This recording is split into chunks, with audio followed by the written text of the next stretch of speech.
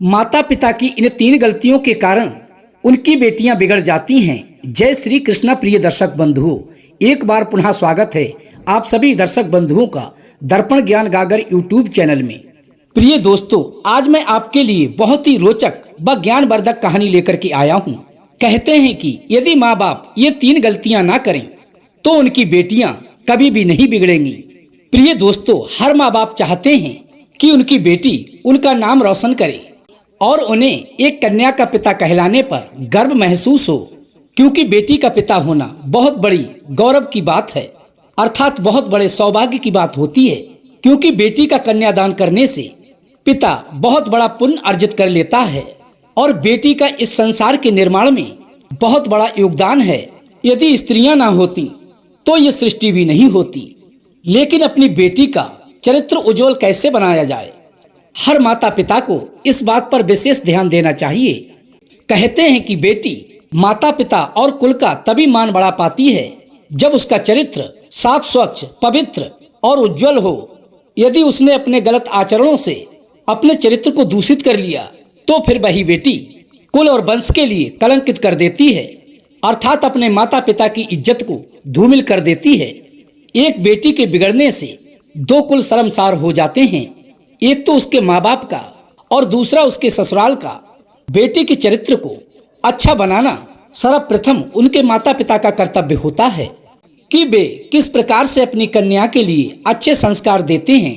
आइए प्रिय दर्शक बंधुओं, एक कहानी के माध्यम से समझते हैं।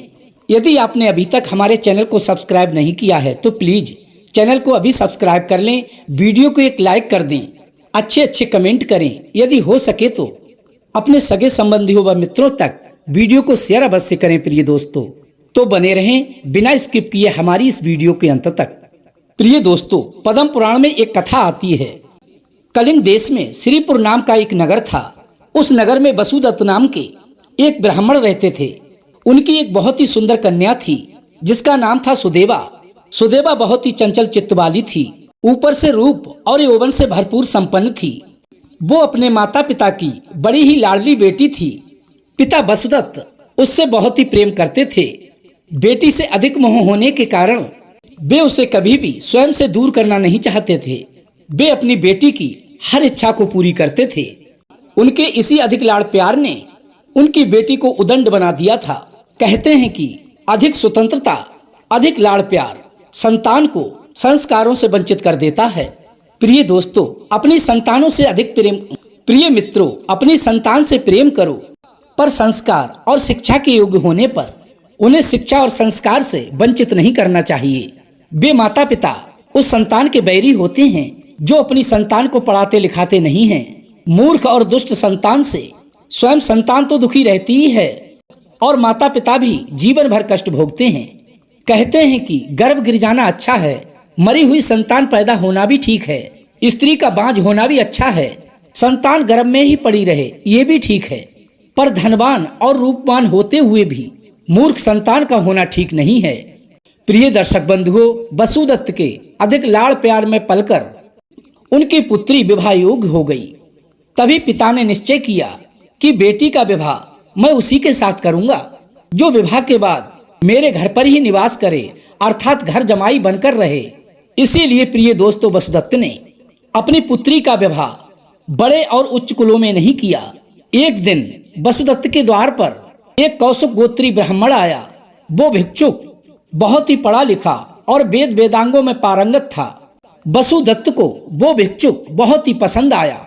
उन्होंने उसका नाम और गोत्र पूछकर और अपनी बेटी की योग्य समझकर अपनी पुत्री सुदेवा का विवाह उस कौशिक गोत्री भिक्षुक ब्राह्मण के साथ कर दिया और उसके सामने ये शर्त रखी कि विवाह के बाद तुम्हें हमारी बेटी के साथ हमारे ही घर पर रहना होगा।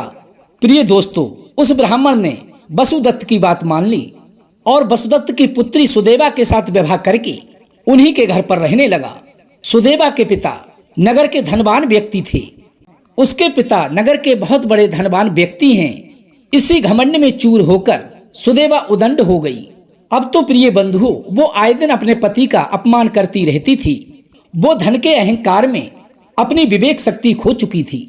उसके पति बड़े ही ज्ञानी और धैर्यवान व्यक्ति थे उसने कभी भी अपनी पत्नी से कुछ नहीं कहा और सुदेवा कभी भी अपने पति की सेवा नहीं करती थी और वो उल्टी अपने पति को ही खरी खोटी सुनाती रहती थी। अपने पिता के घर पर रहने के कारण लोक लज्जा तो उसमें थी ही नहीं। वो तो पूरे गांव में आजाद स्त्रियों की तरह घूमती रहती थी। उसका पति जब कभी भी उसे समझाने का प्रयास करता तो वो उल्टा उसी को डांट देती थी और उसे बार बार ताना दिया करती थी कि तुम अधिक मत बोला करो, थोड़ी शर्म करो, तुम तो मेरे पिता के दिए हुए धन से पल रहे हो। भला तुम्हारी क्या औकात है जो तुम स्वयं भी अपना पेट भर सको, तुम तो एक भिक्षुक हो। इस प्रकार की बातें वो अपने पति से रोज किया करती थी। उसके पति ने कभी भी इस बात की शिकायत अपने ससुर से नहीं की। पिता भी अपनी बेटी की आदत अच्छी तरह से जानता था, पर उन्होंने कभी भी उसे समझाने का प्रयास नहीं किया। और समझाता भी कैसे, जो समझाने की आयु थी तब तो उसने उसे कभी समझाया नहीं। अब अगर समझाए भी तो वो समझाना कैसे माने। सुदेवा में संपूर्ण लक्षण उल्टा स्त्रियों वाले आ गए थे। प्रिय दोस्तों, पत्नी के रोज रोज के बुरे बर्ताव के चलते एक दिन उसका पति गुस्से में आकर उसे छोड़कर चुपचाप वहां से चला गया। अपने दामाद के चले जाने पर वसुदत्त को बड़ा ही दुख हुआ। वसुदत्त अपने मन में सोचने लगे कि जरूर ही मेरी बेटी के बुरे आचरणों से दुखी होकर मेरा दामाद उसे छोड़कर चला गया। इससे तो यही सिद्ध होता है कि मेरी बेटी बहुत बड़ी पापाचारिणी है।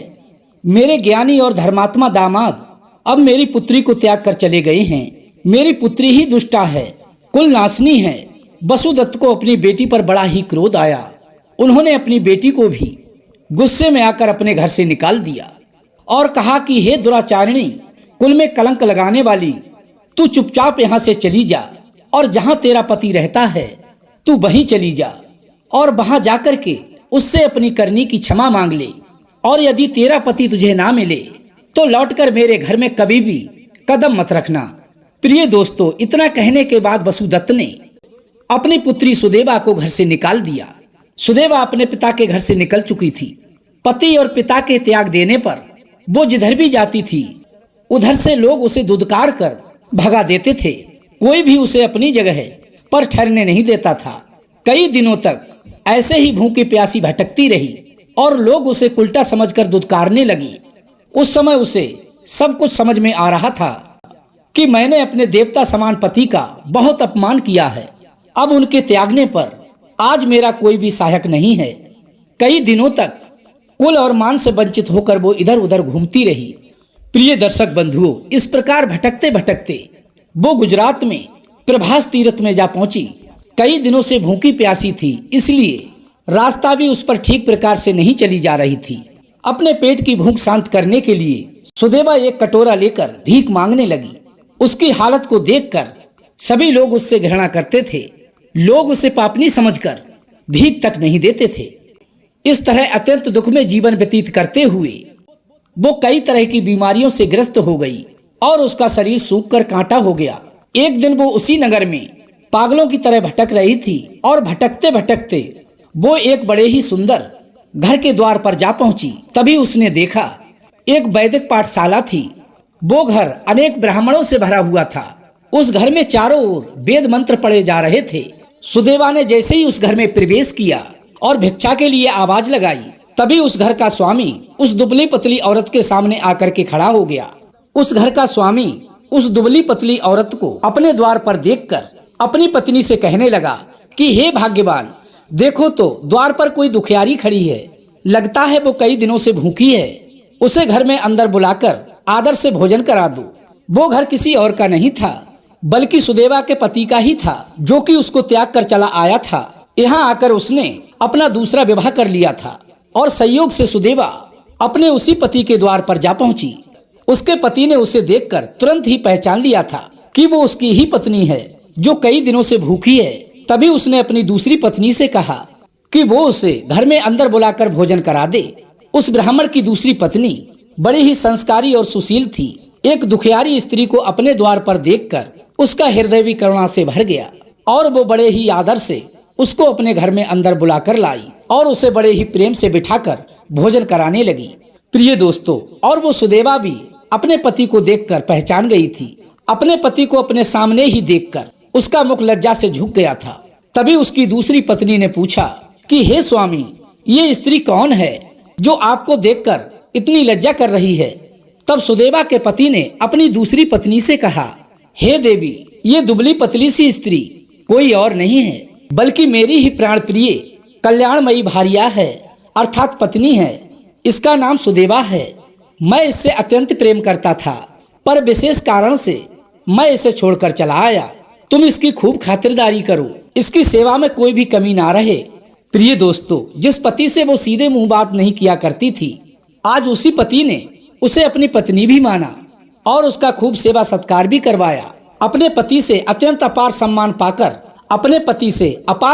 पाकर सुदेवा को बड़ा ही दुख हुआ और सुदेवा ने अपने द्वारा किए गए पिछले कुकर्मों का ध्यान किया तो उसे अंदर से बड़ी ही गिलानी हुई।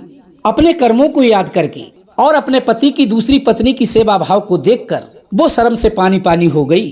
अब तो वो पश्चाताप की अग्नि में धूं धूं कर जलने लगी और अपने मन में सोचने लगी, मैं कितनी बड़ी दुराचारणी व पापिनी थी कि मैंने कभी अपने पति से सीधे मुंह बात तक नहीं की, अर्थात प्रेम से कभी भी बात तक नहीं की। यही सब बातें अपने मन में सोचते सोचते उसका हृदय फट गया और उसके प्राण उसके शरीर को छोड़कर स्वर्ग धाम को चले गए। उसके पति ने उसके शरीर की विधि पूर्वक अंत्येष्टि क्रिया की। प्रिय दोस्तों, अब यहीं पर उसका दुख समाप्त नहीं हुआ। मरने के बाद सुदेवा की आत्मा यमलोक में पहुंची। प्रिय मित्रों, जैसे ही सुदेवा की आत्मा यमराज के समक्ष पहुंचती है तो यमराज भी उसके इन कुकर्मों को देखकर बड़े ही क्रोधित हुए। तभी यमराज ने अपने दूतों से कहकर उसे दहकते हुए अंगारों के ढेर पर फेंकवा दिया। फिर उसके बाद बारी बारी से उसने कई प्रकार के नरकों को भोगा, क्योंकि प्रिय दोस्तों, सुदेवा ने अपने पति के साथ धोखा किया था, उसका अपमान किया था, बात बात पर उसे ताने मारे थे और वो पर पुरुषों में आसक्त रही थी। इसलिए यमराज ने लोहे का एक पुरुष बनाकर उसे आग में तपाकर सुदेवा की छाती पर सुला दिया। फिर उसके बाद उसे अस्पत्र वन में फेंकवा दिया। अस्पत्र कहते हैं जहाँ तलवार, त्रिशूल और दुधारे अस्त्र शस्त्र गड़े हों, ऐसे वन को अस्त्र पत्र वन कहते हैं। वहां फेंकवाकर उसके शरीर को छिन्न भिन्न कर दिया। फिर उसे पीप, रक्त और विष्ठा में डाला गया। इसके बाद उसे एक कीड़ों से भरे कुंड में फेंक दिया गया। इसके बाद यमदूतों ने उसके शरीर को आरी से चीरा। प्रिय दर्शक बंधुओं, नरक की भयंकर यातनाएं भोगने के बाद उसे अनेक योनियों में जन्म लेकर असहनीय दुख भोगने पड़े। पहले सियार की योनि में जन्म मिला, फिर कुत्ते की योनि में जन्म मिला, उसके बाद सांप, मुर्गा, बिच्छू, बिल्ली और चूहा, और जब उसके द्वारा किए गए पापों का अंत हो आया तो अंतिम जन्म उसे सुअरी के रूप में मिला, जो राजा इक्ष्वाक के साथ युद्ध करते हुए युद्ध भूमि में मारी गई। राजा इक्ष्वाक की पत्नी सुदेवा ने अपने पतिव्रत धर्म के कुछ पुण्य से उस सुकरी का उद्धार कर दिया और वो बैकुंठ धाम को चली गई। प्रिय दर्शक बंधुओं, कथा का तात्पर्य ये है कि माता पिता को चाहिए वे अपनी संतान को पहले से उन्हें अच्छे संस्कार देकर सुलक्षणी बनाएं, जिससे उनका आगे का जीवन धर्म कर्म के पथ पर चलते हुए यापन हो। बेटी हो या बेटा, शिक्षा और संस्कार के बिना उनका जीवन एक पशु के समान होता है। हर माता पिता को ये तीन गलतियां कभी भी नहीं करनी चाहिए। पहली, बेटी को शिक्षा और संस्कारों से वंचित ना रखें और इस काम को माता पिता बचपन से ही शुरू कर दें। दूसरी बात, उनकी छोटी से छोटी गलती को भी नजरअंदाज ना करें। गलती होने पर उन्हें तुरंत समझाएं और सही मार्ग का अनुसरण कराएं। उन पर सदैव ही अपनी कठोर दृष्टि बनाए रखें, जिससे वो गलत रास्ते पर चलकर उदंड ना हो जाएं। तीसरी बात, पुत्री को जहां तक हो विवाह के बाद अधिक दिनों तक अपने घर पर ना रखें। आपत्ति काल में तो कोई बात नहीं है, पर अधिक मोह और शौक में अपने घर पर अपनी बेटी को ना रखें, क्योंकि माता पिता की लापरवाही ही संतान के जीवन को तबाह कर देती है। इसीलिए इन तीन बातों को हमेशा ध्यान में रखें। प्रिय दर्शक बंधुओं, यदि आज के हमारे विचार आपको अच्छे लगे हों तो वीडियो को लाइक करना ना भूलें, चैनल को सब्सक्राइब करना, अच्छे कमेंट व शेयर करना ना भूलें। फिर मिलेंगे इसी प्रकार की ज्ञानवर्धक चर्चा के साथ। इसी के साथ प्रिय दोस्तों, राधे राधे, जय श्री कृष्णा।